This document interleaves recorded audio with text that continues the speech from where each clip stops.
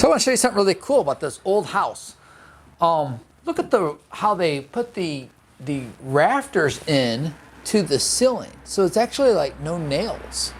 So the actual studs are actually carved out of the main beam, and then the stud is actually sitting inside the beam. Really, really cool. You can see that in every one of these rafters. It's exactly how they did that all the way around the entire house. And another cool thing about these beams and studs is in these old style houses, they actually have these wall studs that go up, and the cross beam actually is carved out of the beam.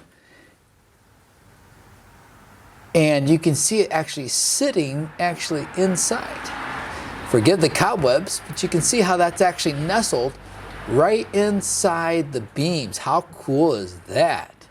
So you have some really cool, I don't know what you call that, architectural designs. You can see over here, this is the corner beam, how they have the angled beams coming in.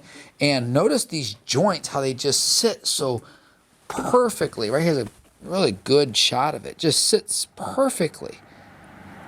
This is probably built in the late 1800s, maybe early 1900s from the style. I don't know much about building things like that, but I can definitely tell you that this is not any time in the last 75 to 100 years, all the different style of construction that we see in this house.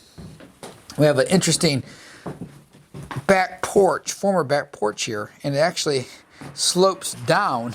You could probably see it if I were to get down level. You can actually see how that floor like tails off and actually goes downhill there, and it's actually a bit rotten over here. Water, rain, you can see a lot of damage over there. So we'll be fixing that up, making that all brand new too. But wanted to take some time and just kind of show you the old style framing that's being done. Really cool beams all the way around here.